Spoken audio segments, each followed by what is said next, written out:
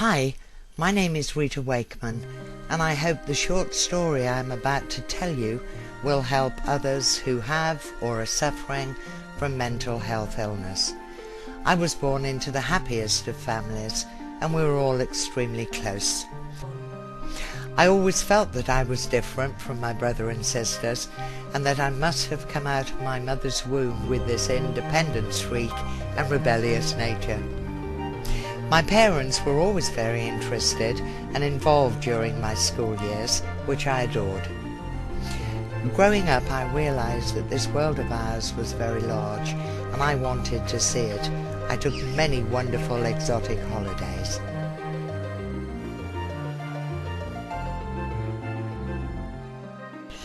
My working life has been very varied, and the attraction in work for me was dealing with people. My first job was as school secretary, moving into youth employment and then adult employment. After that, I had a complete change to the retail business. I am now retired. 2 years ago, once again I felt in my life there was a brick wall in front of me that had to be knocked down. I did not realize then that this was the beginning of a very severe depression, which I tried to cope with alone. Stress, trauma and unhappiness were the cause of my decline and depression. This was too big for me. I had to be hospitalized. I had totally lost myself. I changed from being extremely outgoing and presentable to having total disinterest in life. I used to look out of this window and think, is this where I'm going to remain? Is this how my life is going to end, being confined in this place? I was afraid. At times I had to get away from the environment of the ward, so I would go downstairs to a little area where I could smoke a cigarette. This helped to clear my head, and I felt I could breathe in the fresh air. I was on medication, but I personally felt that I was not getting any better. My medical team suggested I think about ECT combined with medication.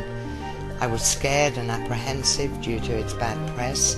My family were also totally against it.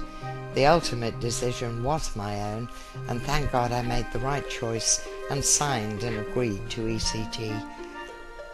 The whole ECT team did a fantastic job at putting me at ease and supporting me through the experience.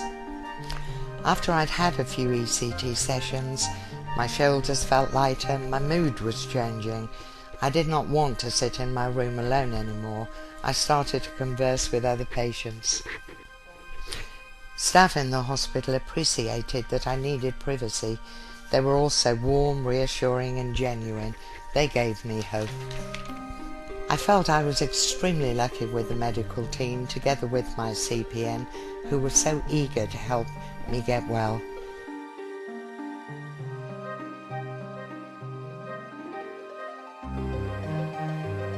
Slowly I felt I was pulling myself up this ladder from the darkness at the bottom, and the dirty window I had been looking through was starting to become clean. I was ready to go home, and I knew that my life had changed. This experience of severe depression and anxiety had left a scar, but I found this was a good scar. My interest in life had returned. My enthusiasm was brimming over.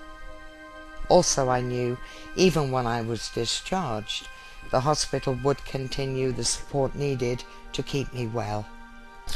I live alone, but people are very important to me. I didn't want to get back to feeling lonely, so I decided to get myself a friend.